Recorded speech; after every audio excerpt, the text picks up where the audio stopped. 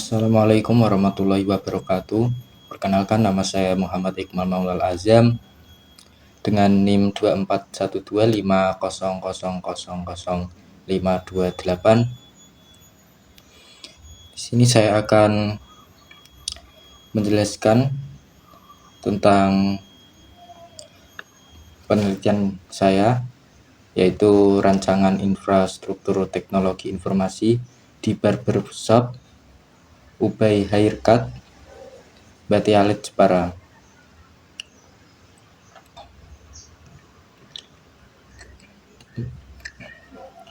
Deskripsi lokasi: nama usaha Ubay Haircut, jenis usaha jasa potong rambut, jasa pijat kepala, jasa shaving. Untuk lokasinya di Jalan Bau 3 atau tepatnya Bau RT 31 RW 6, Kecamatan Batialit, Jepara, Jawa Tengah. Untuk jam kerjanya yaitu dimulai dari jam 9 sampai selesai. Untuk jumlah karyawannya yaitu 1 orang sebagai pengelola sekaligus pemilik. Barbershop atau Ubay Haircut adalah sebuah UMKM yang bergerak di bidang jasa cukur rambut dan perawatan laki-laki. Berlokasi di pedesaan yang cukup ramai karena dekat dengan pondok pesantren dan sekolah menengah. Saat ini semua proses masih berjalan dengan manual. Kegiatan utama dari barbershop ini adalah jasa potong rambut, pijat kepala, jasa shaving. Ubay Haircut memiliki platform medsos yang digunakan sebagai tempat promosi, serta lokasi barbershop yang sudah tersedia di Google Maps. Untuk kebutuhan teknologi informasi saat ini, barbershop belum memiliki infrastruktur TI yang memadai. Pencatatan antrian dan transaksi masih manual menggunakan buku tulis. Belum ada sistem untuk mengelola data pelanggan atau stok produk. Pemilik menyadari perlunya modernisasi untuk menghindari antrian yang tidak teratur dan untuk mempermudah rekapitulasi pendapatan. Ini untuk tempatnya. Ini tampak depan, ini bagian dalam, dan ini untuk alat cukurnya. Selanjutnya, analisa kebutuhan infrastruktur. Kebutuhan perangkat keras. Hardware: dibutuhkan sebuah perangkat klien yang ringkas seperti tablet untuk menjalankan aplikasi kasir. Selain itu, diperlukan printer thermal untuk mencetak struk transaksi serta wireless router sebagai pusat konektivitas jaringan. Untuk perangkat lunaknya, diperlukan aplikasi kasir yang mampu mencatat transaksi, mengelola layanan, dan idealnya menyimpan data pelanggan. Aplikasi seperti Kasir, Mokapos, atau Majo banyak yang menyediakan versi gratis atau berbiaya rendah. Sangat cocok untuk skala UMKM.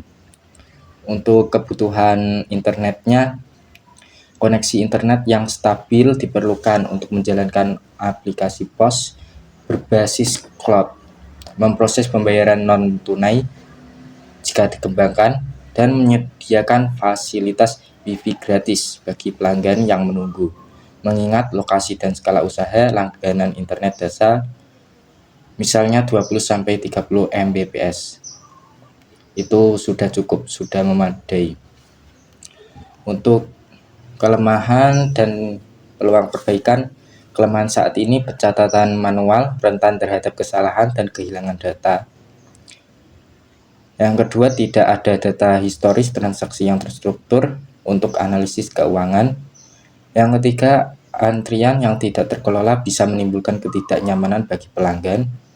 Yang terakhir, tidak ada basis data pelanggan untuk program loyalitas atau promosi.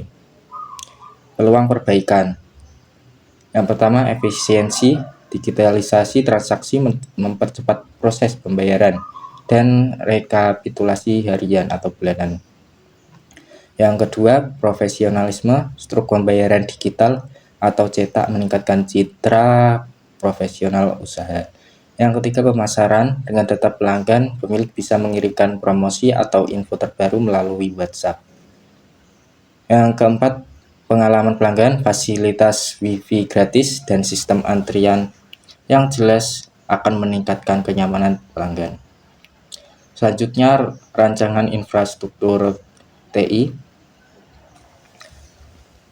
Topologi jaringan. Topologi yang saya usulkan adalah topologi sederhana. Internet dari ISP akan masuk ke wireless router. Router ini kemudian akan menyebarkan sinyal Wi-Fi untuk menghubungkan perangkat-perangkat lain secara nirkabel, yaitu tablet kasir, thermal printer, dan menyediakan akses untuk pelanggan. Kurang lebih seperti ini gambarannya. Perangkat yang saya usulkan untuk klien tablet Android sebagai perangkat kasir utama. Untuk ukurannya bisa menyesuaikan atau saya sarankan 8-10 inci. Untuk routernya satu wireless router, misalnya TP-Link, printer, thermal printer Bluetooth atau USB, layanan internet, langganan ISP, penyedia jasa internet dengan paket dasar. Spesifikasi jaringan dan keamanan. Jaringan menggunakan jaringan nirkabel Wi-Fi dengan standar keamanan WPA3 atau minimal WPA2 PSK untuk jaringan internal. Untuk keamanannya, mengganti password default pada admin router, membuat jaringan terpisah, quest Wi-Fi untuk pelanggan agar tidak terhubung langsung dengan jaringan utama yang digunakan untuk transaksi, menggunakan password yang kuat untuk jaringan Wi-Fi utama. Untuk estimasi biaya, untuk tablet merek Advan, estimasi biaya 1.800.000. Untuk printernya mereknya Cason MT200, untuk harganya 600.000. Untuk routernya menggunakan TP-Link TLWR840N, kurang lebih 250. Aplikasi POS menggunakan versi gratis. Total biaya perangkat 2.650.000. Itu kurang lebihnya, saya hanya menurut internet. Selanjutnya, untuk Wi-Fi langganan internet IndiHome 280 per bulan. Jadi totalnya 280 per bulan untuk biaya layanan. Untuk prioritas pembelian, prioritas 1 esensial, tablet kasir dan aplikasi POS. Awalnya, koneksi internet bisa menggunakan hotspot dari smartphone pemilik. Untuk prioritas 2 fungsional, printer untuk struk fisik. Yang prioritas 3 peningkatan, yaitu pemasangan wireless router dan langganan internet khusus untuk stabilitas dan fasilitas Wi-Fi pelanggan. Yang selanjutnya, pengamanan dan cadangan atau backup, rencana keamanan jaringan dan data. Keamanan jaringan seperti yang dijelaskan pada bagian yang di atas. Keamanan bertumpu pada penggunaan kata sandi yang kuat untuk Wi-Fi dan router, serta pemisahan jaringan untuk staf dan tamu. Untuk keamanan datanya, aplikasi POS yang dipilih sebaiknya berbasis cloud. Hal ini memastikan data transaksi dan pelanggan tidak tersimpan secara lokal di tablet, sehingga aman dari risiko kehilangan atau kerusakan perangkat. Strategi backup sederhana. Strategi utama adalah dengan menggunakan aplikasi POS berbasis cloud. Seluruh data transaksi pelanggan dan laporan penjualan secara otomatis dicadangkan di server penyedia aplikasi. Jadi ini adalah cara paling efektif dan mudah bagi UMKM. Untuk tambahan, pemilik dapat melakukan ekspor laporan penjualan dari aplikasi pos setiap akhir bulan dan menyimpannya di akun Google Drive pribadi sebagai cadangan sekunder. Saran implementasi dan pengembangan langkah-langkah. Yang pertama, pembelian perangkat keras sesuai prioritas anggaran.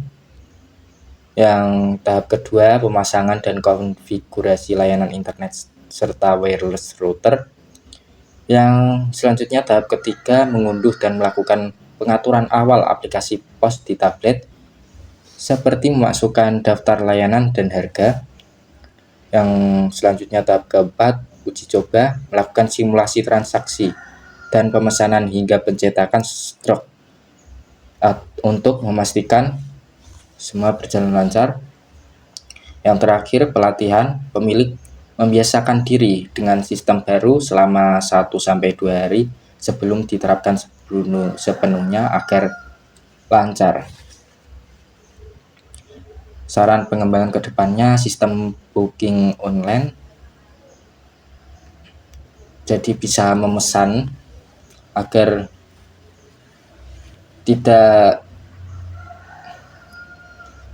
tidak ke tempat dan penuh lalu kembali lagi, itu kadang membuat pelanggan gak malas gitu. Jadi sistem booking online setelah sistem pos berjalan stabil dapat dipertimbangkan untuk mengaktifkan fitur booking online yang seringkali terintegrasi dengan aplikasi pos. Jadi ini akan memudahkan pelanggan untuk memesan waktu cukur. Pemasangan CCTV, menambahkan 1-2 unit kamera yang terhubung ke jaringan WiFi untuk meningkatkan keamanan lokasi. Selanjutnya pembayaran digital bisa melewat QRIS yang terintegrasi dengan sistem pos untuk memberikan alternatif pembayaran non-tunai kepada pelanggan. Jadi itu saja yang dapat saya sampaikan. Kurang lebihnya mohon maaf. Wassalamualaikum warahmatullahi wabarakatuh.